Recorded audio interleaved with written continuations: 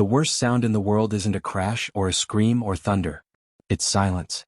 The kind of silence that's so thick and heavy you feel like you're moving through soup. That was the silence in my house. It had been 28 days. My name is Leo. I'm an Omega, which just means I feel things a lot. I love the smell of rain on dirt, the exact blue of the sky before sunset, and the way flour puffs into the air when you pour it into a bowl. For a long time I thought my alpha husband Kai loved that about me. Kai was like a superhero to me. Tall, strong, with a smile that felt like a secret just for us. When we got married a year ago, he said he'd always be my safe place. He'd call me his little moon, because he said I glowed softly and made his dark world bright. I believed him with my whole heart. But then the silence started. It began slowly. A dinner where he just nodded instead of talking about his day. A morning where he didn't kiss my forehead before leaving for work. Then it became a wall. For 28 days, he hasn't spoken a single word to me. Not, hello, not good night, not even pass the salt. He comes home late, his dinner cold on the table. He eats alone in his office. He sleeps in the guest room. If I walk into a room, he walks out. I've tried everything. I made his favorite spicy curry, the one that used to make him grin and say I was trying to burn his tongue off. It sat on the stove until I had to throw it away. I wore his old college sweater, the soft one he used to steal back from me. He didn't even look at it. The house we picked together, the one with the big kitchen window for my herbs and the sunny corner for my drawing desk, feels like a museum now. A museum of before, and I'm the only visitor tiptoeing around so I don't disturb the quiet. Today is day 28. The morning sun is slicing through the kitchen window, hitting the cookies I just pulled from the oven. Chocolate chunk, his absolute favorite. The smell used to bring him running, pretending to steal dough from the bowl. My heart is pounding a hopeful, nervous rhythm against my ribs. Maybe today. Maybe the smell will break the spell. I hear his footsteps on the stairs. Steady, solid. He walks into the kitchen, dressed for work in his sharp suit. He looks tired. There are shadows under his eyes I've never seen before. For one wild, flying second, our eyes meet. My breath catches.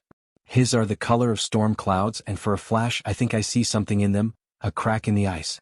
Then it's gone. His gaze slides right over me, over the plate of warm, perfect cookies on the counter, as if I am made of glass. He goes to the coffee machine, pours a black coffee, and walks straight out the front door. The only sound is the gentle click of the latch. The silence rushes back in louder than ever. It presses on my ears, my chest. I look at the cookies, their chocolate chips still melting slightly. A stupid hot tear plops right onto one of them. I don't even feel like I'm crying. It's like the sadness is so full inside me it's just leaking out. I am a ghost in my own home. A ghost who bakes cookies no one eats, who draws pictures no one sees, whose love has become a tiny, echoing voice in a cavern of nothing. I wrap my arms around myself, staring at the closed door. 28 days of silence. How many more can my heart possibly take? The party was a cage made of glitter and noise. Crystal glasses clinked together like fake laughter. Everyone from Kai's important company was there, dressed in expensive clothes that whispered when they moved. I stood by a giant potted plant, trying to look like I was admiring its leaves. My suit felt too tight and the room was too bright. I wished I was home in my soft pants drawing cartoons.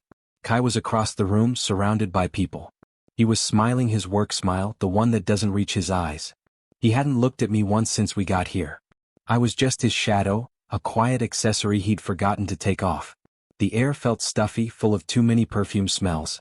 I needed a minute. Just 1 minute where I could breathe without everyone watching the quiet Omega who didn't belong. I slipped through a side door that led out to a big dark garden. The cold night air was a relief. It smelled like damp grass and faraway flowers. I took a deep, shaky breath, letting the quiet calm my jumping nerves. That's when I heard his voice. Kai's voice. It was low, coming from around the corner of a tall hedge. My heart gave a stupid, hopeful little leap. Maybe he'd come looking for me. Maybe, in this different place, the silence would break. I took a step closer, the words floating to me on the cool air. A lot of pressure right now, you have no idea, Kai was saying to someone. It was his friend Mark from the office. I almost stepped out then to show myself. But the next words froze my feet to the ground. I mean, marrying him? Kai's voice sounded so different.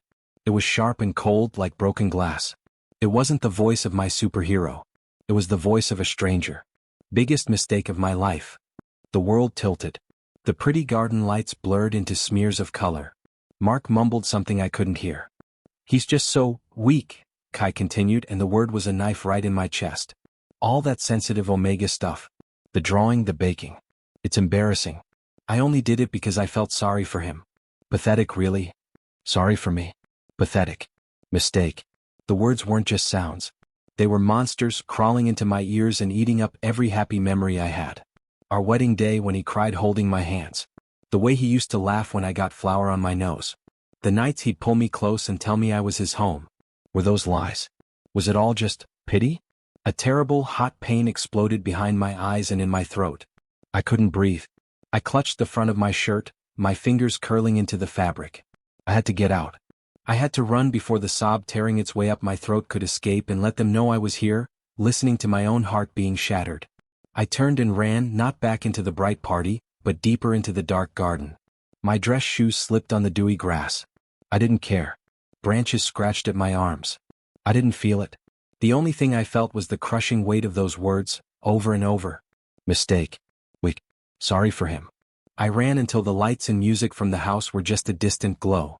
I stumbled behind a big stone fountain, its water bubbling softly like the whole world wasn't ending. I slid down the cold stone, hugging my knees to my chest. Then finally the tears came. Not quiet, pretty tears, but huge, wrenching sobs that shook my whole body. I cried for the Kai I thought I knew. I cried for the love I thought was real. I cried because I felt so stupid for believing in a happy ending. I sat there in the dark for a long time, until my tears were all gone and I just felt empty. Hollow. Like someone had taken a spoon and scooped out everything soft and happy inside me, leaving only a cold, echoing shell. This was the truth. This was the real Kai. And the real Kai thought I was a pathetic mistake he was stuck with. The silence in our house wasn't just silence anymore. It was a confession. And I had finally heard it. I don't know how long I sat behind that fountain. Long enough for the cold from the stone to seep through my suit and into my bones. Long enough for my tears to dry into tight, salty tracks on my cheeks. The party sounds had faded completely. Now the only noises were the trickle of water and the loud, painful thumping of my own heart. I couldn't go back in there. I couldn't face the glittering cage or Kai's storm cloud eyes, or the terrible knowing smile of his friend Mark. The words pathetic and mistake were on a loop in my head, a horrible song I couldn't turn off. So I ran. Not with a plan, just away. I pushed myself up, my legs wobbly, and stumbled out of the garden gate, onto the empty tree-lined street. I walked without seeing, past big, quiet houses with warm lights in their windows. Their normal, happy lives felt like a movie playing on a screen I couldn't touch. My own home, with its crushing silence, was a place I couldn't go back to either. I was trapped between a lie and a nightmare. I must have walked for an hour. My nice shoes rubbed blisters on my heels. My breath came out in little white puffs in the chilly air.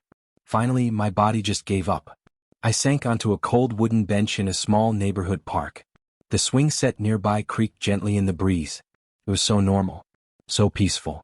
It made the storm inside me feel even louder. That's when the tears started again. This time they were quiet. Hopeless. They just rolled down my face and dripped onto my hands, which were clenched in my lap. I didn't have the energy for sobs anymore. I just felt broken like a jigsaw puzzle kicked across the floor. Rough night? The voice was warm. Kind. It didn't demand anything. I jumped, my head snapping up. A man was standing a few feet away, holding a small tray of purple flowers. He wasn't dressed for a party. He wore soft-looking jeans and a green jacket with a little dirt on the knees. He had messy brown hair and the kindest eyes I'd ever seen, the color of dark honey. He looked a little older than me and he smelled like fresh soil and rain, a clean, real smell. I quickly wiped my face, embarrassed. An alpha scent, gentle but definite, reached me, sun-warmed wood and sage. It was calming, not overwhelming like Kai's could be. I'm sorry, I mumbled, looking down at my hands again. I didn't mean to. No need to be sorry, he said softly. He didn't come closer, just gave me space. This bench is public property. You have every right to be here. He set his tray of flowers down on the path and reached into his pocket, pulling out a small pack of tissues. He held one out to me. Here. I took it, my fingers brushing his. They were warm. Thank you, I whispered, my voice thick. He then bent down and picked up a bottle of water from a bag near his flowers. It was unopened. He offered that too. Hydration is important, especially after a lot of things. I unscrewed the cap and took a sip. The cold water was a shock, but a good one. It grounded me a little. I'm Elias, he said, sitting on the far end of the bench, giving me plenty of room. He He pointed to the row of townhouses across the street. I just moved in over there, trying to make the tiny patch of dirt in front look less sad. He smiled, and it was a real smile, not a party smile. It made little crinkles appear around his eyes. I'm Leo, I said, not knowing what else to say. Nice to meet you, Leo. He looked out at the park, not at me, which made it easier to breathe. You know, he said, his voice thoughtful, I work with plants. A lot of them. And sometimes you get one that looks completely finished. Brown leaves, drooping stem, the whole sad story. You might think it's a goner. I glanced at him, then at the vibrant purple flowers he'd been carrying.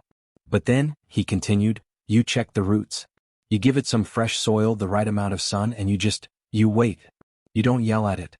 You don't ignore it. You just give it what it needs. And sometimes, not always, but sometimes, a tiny green shoot appears. It finds its strength again. It just needed a different kind of care. He wasn't looking at me, but his words weren't really about the plants. They floated into the empty, broken spaces inside me and sat there, quiet and warm.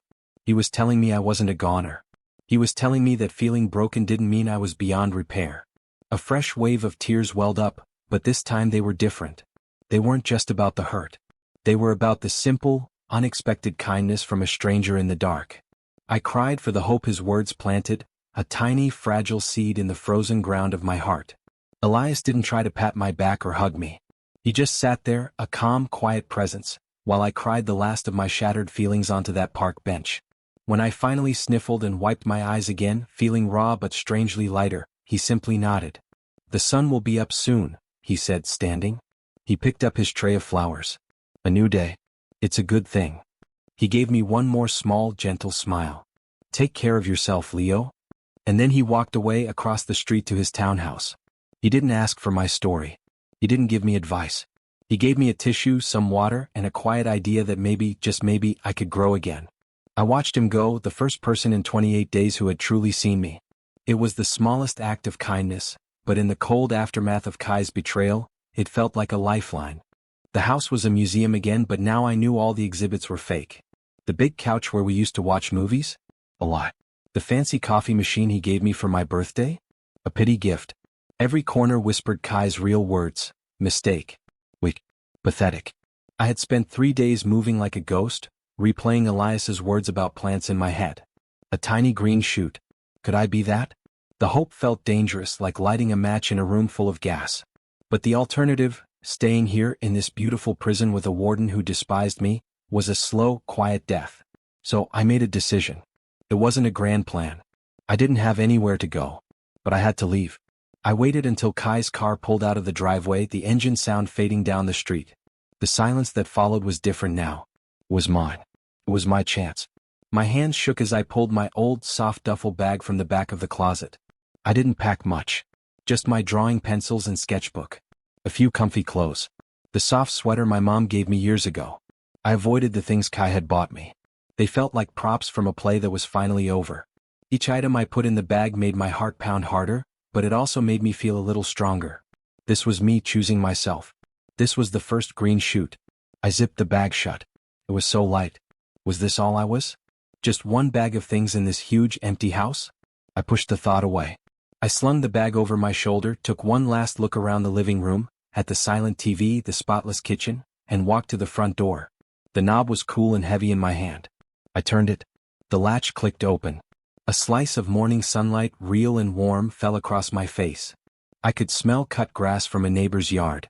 Freedom. It was just one step away. I stepped over the threshold. Where do you think you're going? The voice was a thunderclap in the quiet street.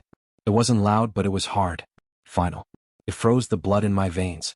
I turned, slowly, my bag slipping from my shoulder to thump on the welcome mat. Kai stood in the doorway to his office, still in his home clothes. He must have been working from home today. I hadn't even checked. His face was like carved stone, but his eyes, his storm cloud eyes, were a raging hurricane. I'd never seen him look like this. Not angry, something worse. Possessive. Terrifying. My voice was a squeak. He crossed the distance between us in 3 long, silent strides. He didn't touch me, but his body blocked the entire doorway, his alpha presence filling the space like a physical pressure, heavy and cold. It stole the air from my lungs. Get back inside, Leo. His tone left no room for argument. Kai, please, I whispered, taking a tiny step back away from him, but that just put me further into the house. I can't stay here. Not after what I heard. Not like this. Something dark flickered in his eyes. Not guilt. Annoyance. You don't understand anything, he said, his voice low and dangerous. You don't get to make decisions. I'm not a pet. The words burst out of me, fueled by 3 days of hurt and the fragile courage Elias had given me. You don't get to ignore me for a month and then tell me what to do. For a second he looked shocked that I'd raised my voice. Then his expression hardened into something absolute. He reached past me and slammed the front door shut with a force that made the walls shake. The bright sunlight was gone, replaced by the familiar, gloomy hall light. You're not leaving this house. He said it slowly, each word a nail hammering me in place. He loomed over me, his scent, usually crisp like a winter forest, now smelled sharp like ozone before a storm. It was overwhelming. You belong here. With me. You don't just get to walk away. He reached down and picked up my duffel bag as if it weighed nothing. He held it up, his knuckles white. This is childish. You have everything you could ever need right here. I need you to talk to me. I cried, tears of frustration spilling over. I need you to see me. I don't need a bigger house or nicer things, I need my husband. He flinched, just a tiny movement around his eyes. But his grip on my bag didn't loosen. Well, I need you to be where I put you, he said, his voice dropping to a deadly calm that was worse than the yelling. For your own good. So you're staying. End of discussion. He turned and walked down the hall, carrying my bag, carrying my attempt at freedom, away from me. He opened the door to the guest room, the room he'd been sleeping in, and threw my bag inside. Then he closed the door and turned the lock with a decisive click. He looked back at me, standing small and shaking in the hallway. Go draw your pictures, Leo. Bake your cookies. But you will do it inside these walls. You are not to leave. Do you understand me? He didn't wait for an answer. He walked into his office and closed that door too. Another click. Another lock. I stood there, trembling. The hope, the green shoot, felt crushed under a boot. He wasn't just my cold husband anymore. He was my jailer. And the worst part was, he still smelled like the man I'd fallen in love with. The betrayal wasn't just in his words now. It was in his actions, in the locked door, in the command that echoed in the silent, beautiful prison. I was trapped. Not by silence anymore, but by his will. The click of the lock echoed in my head long after Kai left for work. The silence was back, but it was different now. It wasn't just empty, it was armed. The walls felt taller, the windows like bars. He had taken my bag, my pathetic little attempt at an escape, and locked it away. He might as well have locked up my courage too. I did what he said. Like a robot, I went to the kitchen. I measured flour, sugar, butter.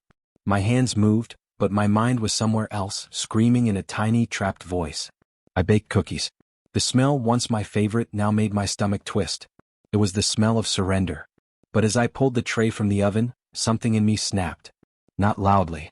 It was a quiet, determined snap, like the first crack in thick ice. I looked at the perfect, golden cookies. I looked at my clean, empty hands. Elias's voice came back to me, clear as a bell. You just give it what it needs, a tiny green shoot appears. I couldn't grow here. Not in this house where the very air felt like it belonged to Kai. I needed different soil. Different sun. My eyes landed on my small keyring by the back door. Among the keys was a little plastic library card from the town. I'd gotten it months ago but never used it. A library. It was a public place. Quiet. Kai hadn't said I couldn't go to the library. He'd said I couldn't leave. Maybe there was a difference. A tiny, stupid loophole made of hope. My heart hammered against my ribs as I put on my jacket. This felt more dangerous than packing a bag. This was defiance. I scribbled a note on the magnetic notepad on the fridge, my handwriting wobbly. Gone to the library. Back by 5. Was a test. Would he see it as obeying the rules of a normal errand, or would he see it as me stepping out of my cage? The walk to the town library was 10 blocks. Every car that passed made me jump. I kept expecting to see Kai's black sedan screech to a halt beside me. But it didn't happen. The autumn sun was weak but kind on my face. The air smelled of falling leaves, not of silence and pain. With each step, my shoulders loosened a little. The library was an old brick building that looked like a giant, wise friend. I pushed open the heavy wooden door and was met with a smell I loved instantly. Old paper, polished wood, and peace. It was quiet, but it was a good, full quiet, the kind made by people thinking and reading. I wandered through the aisles, my fingers trailing over book spines. I didn't know what I was looking for, A book on gardening? On being brave? I felt lost. Can I help you find something? The voice was as calm and smooth as the quiet in the room. I turned. A man stood at the end of the aisle, holding a stack of books against his chest. He wore glasses with thin silver frames and a dark sweater. His hair was black and very neat. He didn't smile, but his expression was open, curious. He was an alpha. His scent was subtle, like old books, leather, and quiet rain. It didn't push, it invited. I'm not sure, I admitted, my voice barely a whisper in the holy library quiet. I just needed somewhere to be. He nodded as if that made perfect sense. He placed his stack of books carefully on a rolling cart. The best kind of place to start, he said. I'm Mason, the librarian. He studied me for a second, his gaze intelligent but not intrusive. You look like you're carrying a heavy story. Sometimes those need to be set down before you can pick up a new one. His words were so close to what Elias had said, but in a different language. Elias spoke of plants and sun. Mason spoke of stories and weight. Both made the tight knot in my chest loosen just a fraction. Do you have any books about? I hesitated. About starting over? Mason's eyes softened behind his glasses.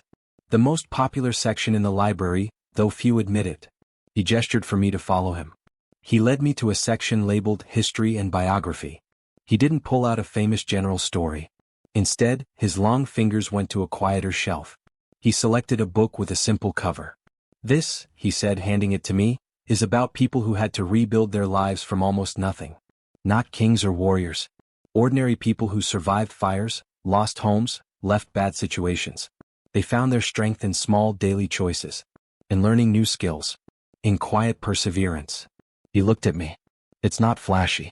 But it's very, very real. I took the book. It felt solid in my hands. An anchor. Thank you. There's a reading nook in the back by the window with the ivy, he said, pointing. No one will bother you there. I found the nook. It was a little alcove with a deep, cushioned seat, bathed in soft light filtering through a window covered in green ivy. It felt like a secret hideaway. A safe place. I sank into the cushion, opened the book Mason had given me, and began to read. The stories were simple. A woman who learned carpentry after losing everything. A man who found peace in baking bread after a war.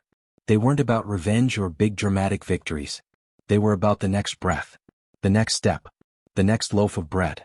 They were about roots growing in new, unexpected ground. For the first time in weeks, my mind was quiet. The panic, the hurt, the fear of Kai's anger, it all faded to a background hum. Here in this quiet nook with this wise book, I was just Leo. A person reading a story. I stayed until the library light turned golden with late afternoon. I had to go back. I knew that. But as I placed the book on the returns cart, I didn't feel the same crushing dread. I felt a spark. A plan wasn't a grand escape. It was small. It was coming back here tomorrow. It was reading another chapter. It was finding a place, however small, where I existed outside of Kai's house and Kai's rules. Mason was at the front desk, stamping cards. He looked up as I passed. Did it help? He asked. I met his gaze and for the first time in a long time I gave a small, real smile. Yes, I said. It helped a lot. I walked back to the house. The note was still on the fridge. Nothing was disturbed. I had done it. I had left and I had come back and I had brought a tiny piece of my own world back with me, tucked inside my heart. My prison still had locks. But I had just found a key. And it was made of paper and quiet understanding. The next morning the house felt different. It was still a cage, but now I knew there was a tunnel. A secret one made of books and quiet. I did my chores robotically the way Kai expected. I made breakfast I knew he wouldn't eat. I washed dishes in a silent kitchen. But inside I was counting the hours until I could walk back to the library. It became my routine. My secret rebellion. Every day after Kai left I would write my note, running errands. Getting air. Vague and harmless. Then I would escape. Some days I went to the library. Mason was always there. He never asked prying questions.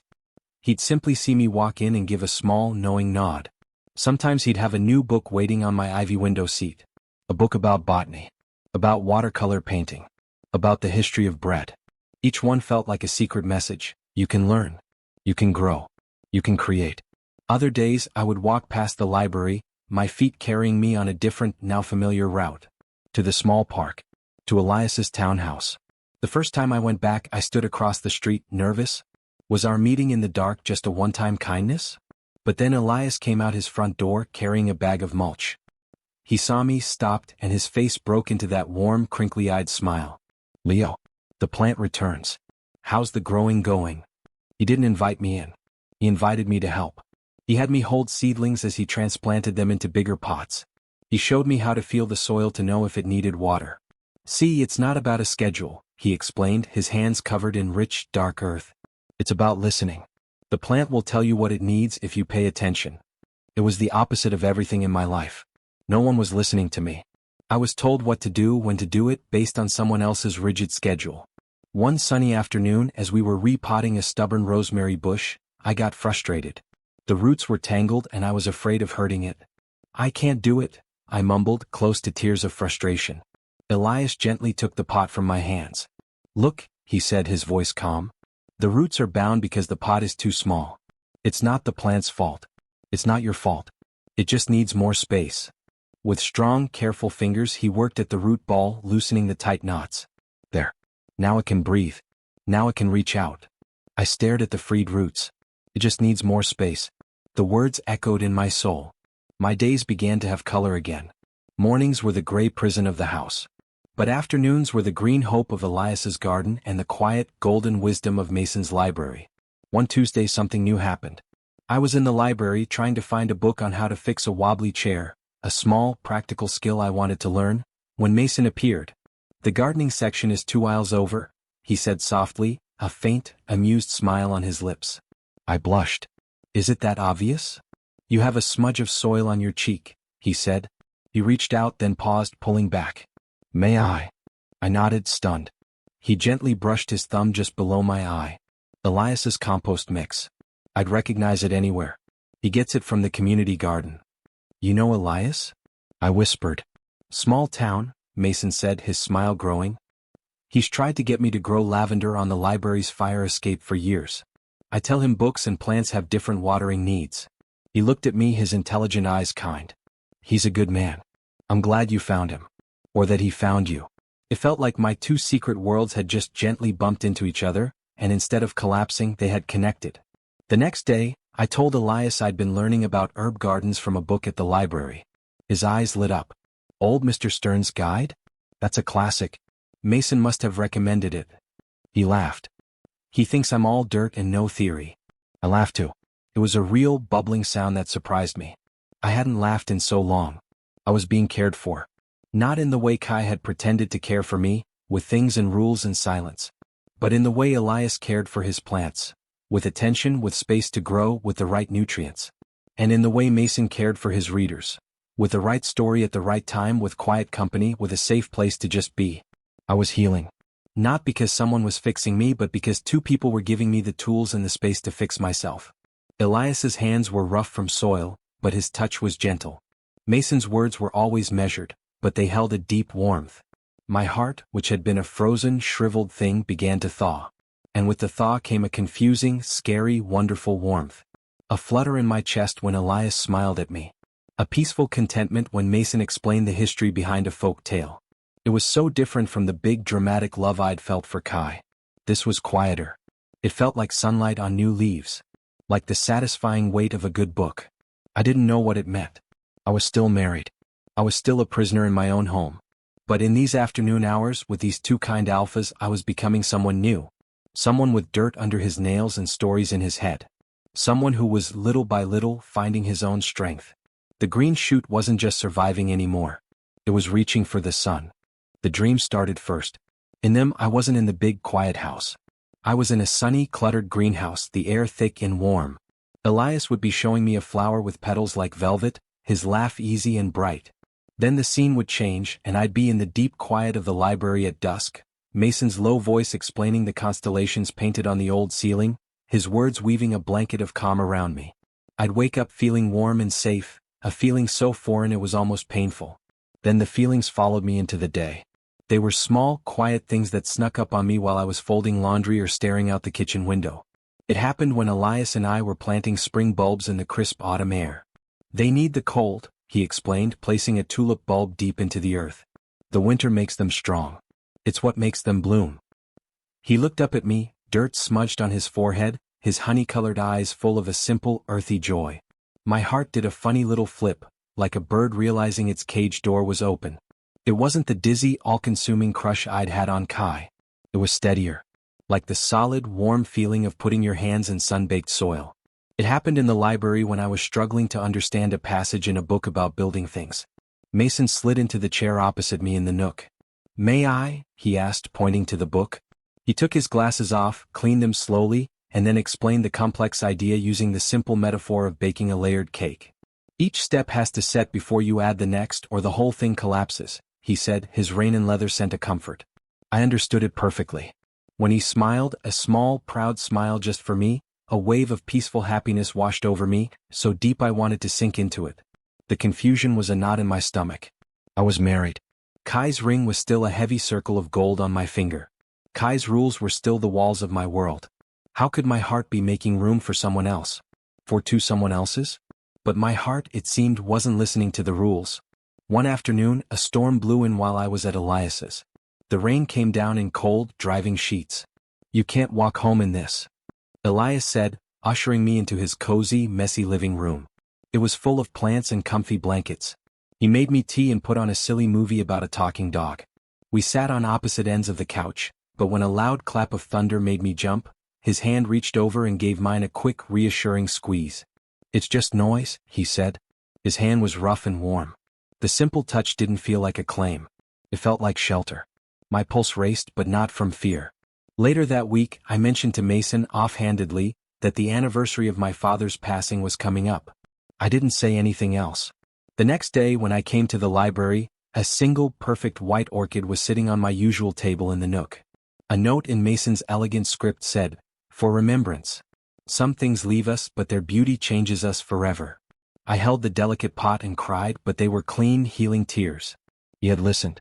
He had understood a quiet hurt I hadn't even voiced. It felt more intimate than a dozen loud declarations of love. I was starting to feel cherished. Not like a trophy or a responsibility, but like something rare and valuable. Elias made me feel strong and capable, like I could grow anything, even happiness. Mason made me feel seen and understood, like my quietest thoughts were worth hearing. The guilt would whisper sometimes late at night. "You're betraying your vows." But then I'd remember the 28 days of silence. I'd remember the locked door and the words, "pathetic mistake." My vows had been broken first. These new feelings, they weren't me breaking a promise. They were me learning how to breathe again after being held underwater. I didn't know what to call it. I didn't know if it was right. All I knew was that when I was with Elias, I felt like I was standing in the sun. When I was with Mason, I felt like I was coming home to a peaceful, book-lined room. And when I thought of Kai, I felt only the old, familiar chill of the silent house. The love I had for Kai had been a roaring fire that burned me. What I was feeling now was different. It was two small, steady flames, offering light in the long, cold dark. I didn't know if I was allowed to warm my hands at them. But I was so cold. And for the first time since the silence began, I wasn't willing to freeze alone anymore. The notebook was my safe place. In its pages, I wasn't the silent Omega in the big house. I was just Leo with a pencil and a feeling. I drew Elias, bent over his seedlings, a look of fierce concentration on his face, a smudge of dirt on his nose. I sketched Mason in the library nook, glasses perched on his forehead as he read, a shaft of sunlight turning his dark hair silver at the temples. I drew the lavender from Elias's garden, the ivy on the library window, my own hands covered in soil. They were sketches of my real life, the one that happened between 10 a.m. and 4 p.m. I'd been careless. I'd left the open notebook on the kitchen table while I went to get a glass of water. I heard the front door open, hours earlier than usual. My blood turned to ice. I rushed back, but it was too late. Kai stood by the table, still in his long coat, my sketchbook in his hands. His face was a blank, terrifying mask. But his knuckles were white where he gripped the spine of the book. The air in the kitchen grew thick and heavy, like before a tornado hits. His alpha scent, usually a cold forest, now smelled like a lightning strike, sharp, metallic, dangerous. "Who," he said, his voice low and gravelly, "are these men?" He held the book up, open to a page of Elias laughing. Then he flipped to a page of Mason looking thoughtful. Each flip was like a slap. My mouth was dry. The fear was a living thing clawing up my throat. But beneath it, something else sparked. A tiny coal of anger, fanned by all the afternoons of sunshine and quiet conversation. I wasn't the same ghost he'd locked in a month ago. "They're my friends?" I said, the words trembling but clear. Friends? He spat the word like it was poison. His calm shattered. You're drawing them? You're spending time with other alphas? After everything I've done to keep you safe? He took a step toward me and I flinched back. The movement made his eyes narrow. Where did you meet them? Tell me, Leo. Now. The command in his voice was like a yoke trying to force my head down. But the coal in my chest glowed hotter. He didn't get to do this. Not anymore. I met them when I left this house, I said, my voice gaining strength. When I went to the park because my heart was broken. When I went to the library to find a quiet place to think. You know, the places I go when I write my little notes that you never even read. His eyes flashed with surprise, then fury. You disobeyed me? I told you to stay. You told me a lot of things. I shouted, and the sound of my own raised voice in the silent house was shocking. You told me I was your moon. You told me this was my home. Then you told your friend I was a pathetic mistake you married out of pity. The words tore out of me raw and painful. For 28 days you treated me like I was nothing. Like I was air. So don't you dare stand there and act like you own me now just because you're jealous. The word jealous hung in the air. Kai's face went pale, then flushed with dark color. He looked stricken. As if my defiance was a physical blow he hadn't seen coming. Leo, he began, his voice cracking. The terrifying alpha presence wavered. For a second he just looked like a man, a tired, scared man. You don't understand?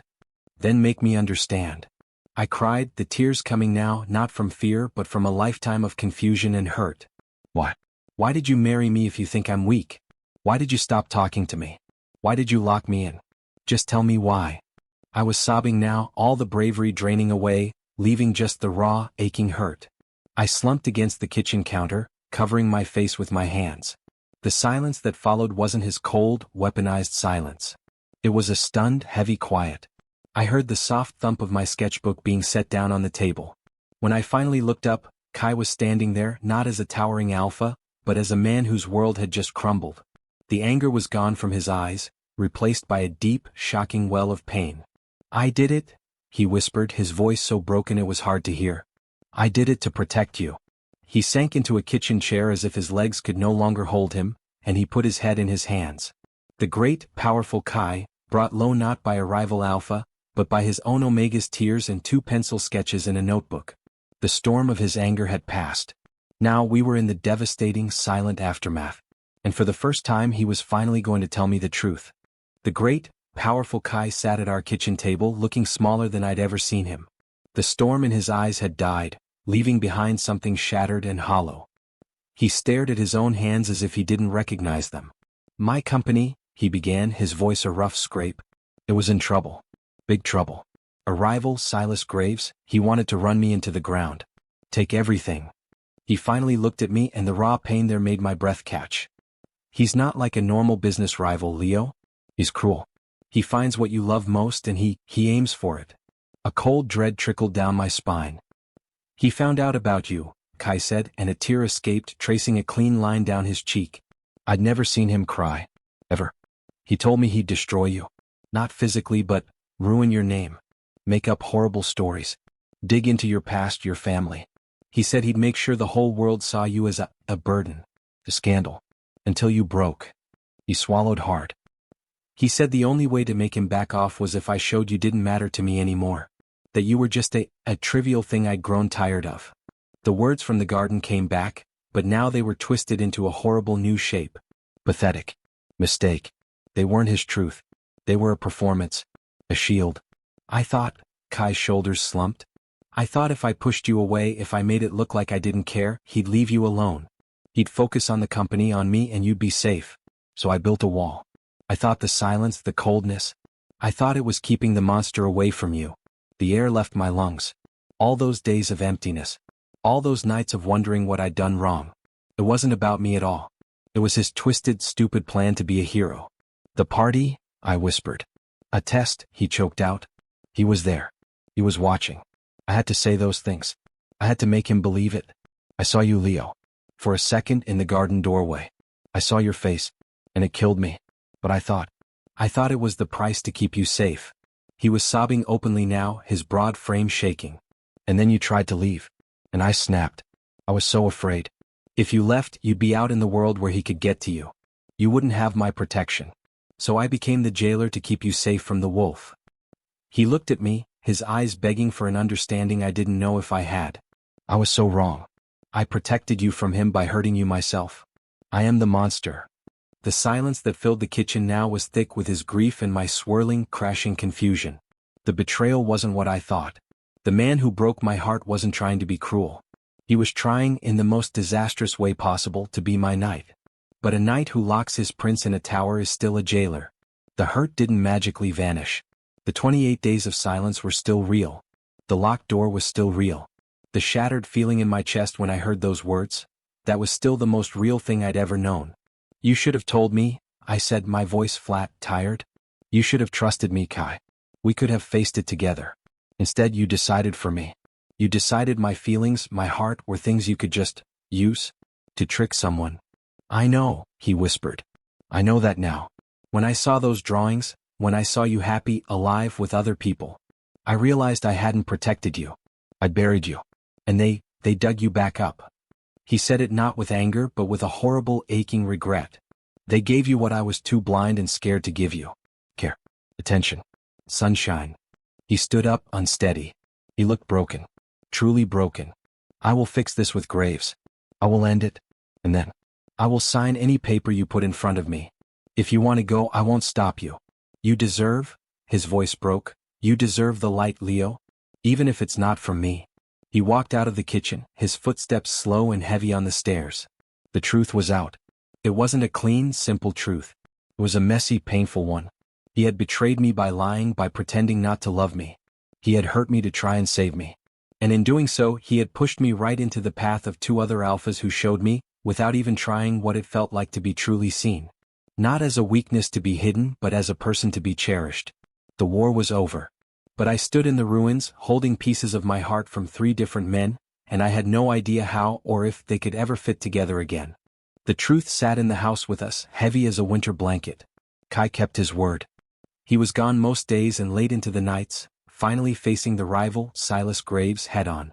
He didn't tell me details, but the deep exhaustion on his face spoke of a fierce battle. When he was home, he was different. The cold alpha command was gone. He was just Kai. A tired man who moved quietly, who looked at me not with ownership, but with a deep, sorrowful regret. He didn't lock any more doors. He didn't give any more orders. He simply left space. A vast, echoing space in the house where all my new feelings and old hurts could swirl around like autumn leaves. I needed to think. But I couldn't do it surrounded by the ghosts of our before. So I went to the only place that made sense, the ivy-covered nook in the library. Mason found me there, not reading, just staring out at the green leaves. He brought 2 cups of tea and sat opposite me, not speaking, just waiting. Finally, I told him. All of it. The 28 days, the terrible words at the party, the locked door, and finally Kai's shattered confession. Mason listened, his intelligent eyes absorbing every word. When I finished, he sighed, a soft, sad sound. "So he was a fool with a hero complex," Mason said, his voice not unkind. "He thought love was about control. About building a fortress even if he had to brick you inside it." He sipped his tea. "The question, Leo, is what do you think love is about now?" I didn't have an answer. Later I found Elias repainting his front porch. I picked up a brush and started on the other side. As we worked in companionable silence, I told him the same story. Elias stopped painting, his forehead furrowed. "He treated you like a seedling in a storm," he said, his voice firm. "He put a bucket over you to protect you from the wind, but he forgot you need sun to live. He forgot to lift the bucket when the weather changed." He looked at me, his honey eyes serious. "A plant that survives being smothered is a strong plant. But it doesn't owe the bucket anything." Their words weren't answers. They were mirrors showing me different parts of my own heart. Mason made me think. Elias made me feel. And Kai's silence now made me remember. I remembered the man who cried at our wedding.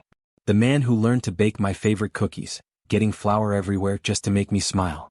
That man was real too. Buried under fear and terrible choices, but real. One evening, Kai came home early. He looked at the bag by the door, my old duffel bag now unlocked and sitting in the hall. He paled but said nothing. "Kai," I said. My voice didn't shake. "We need to talk. All of us." He looked confused, then wary, but he nodded. They came on a Sunday afternoon. Elias, smelling of fresh paint and sage. Mason, smelling of old paper and calm. They sat in our living room, a room that had only known silence and sadness for so long. It was beyond awkward. It was terrifying. I stood in the middle, my heart a wild drum. I asked you all here because my heart is in pieces. And each of you holds a piece. I looked at Kai. You hold the first love, the broken promises, and the man who was so scared he forgot how to be kind. I forgive you for the lie, Kai. But forgiveness isn't the same as going back. I looked at Elias. You hold the sunlight and the soil. You taught me how to grow again, how to be strong in my own quiet way. I looked at Mason. You hold the quiet and the wisdom. You gave me a safe place and showed me my own mind was a place of strength. I took a deep breath. I don't want to choose one piece of my heart over the others. The Leo who loves baking and quiet, he wants the comfort and history Kai remembers. The Leo who loves getting his hands dirty and laughing in the sun, he wants the easy joy Elias offers. The Leo who wants to learn and think and be understood, he wants the deep peace Mason gives. I looked at the three of them, these strong, complicated alphas. I don't know if this is something that can work. It's messy and strange. But I know I can't go back to being the small, silent person in this big house. And I don't want to have to leave any part of myself behind to be with someone. The silence that followed was huge, but it wasn't empty. It was full of thinking. Elias spoke first, a small, surprised smile on his face. I've never been good with rules. Gardens are messy. Love probably should be too if it's real. Mason adjusted his glasses. Historically, the most resilient societies weren't built on one rigid idea. They adapted. They found new ways to structure a community. He looked at me, then at Kai. This would be a very small, very personal community. All eyes turned to Kai. The alpha who had claimed me, who had locked me away, who had started all of this. He looked at each of us, his stormy eyes full of a struggle I could almost see. He was wrestling with everything he'd ever known. Finally he looked at me. Not at the Omega he'd claimed, but at Leo. The artist, the baker, the survivor. I don't deserve you, he said, his voice thick. But if you're offering a chance, not to own you but to know you, to be a part of this messy, beautiful garden you're growing. He closed his eyes, then opened them, a single tear escaping. Then I will learn. I will try. For you. It wasn't a perfect happy ending. It was a beginning. A fragile, brave, incredibly strange new beginning. It wouldn't be easy. There would be jealousy and hard talks and days where the old hurts felt fresh. But as I looked at them, Kai, willing to break his own rules, Elias with his open heart and dirty hands, Mason with his quiet mind and steady presence, I knew this was my revenge. Not by hurting Kai but by becoming so strong, so loved and so sure of myself that I could build a new kind of family.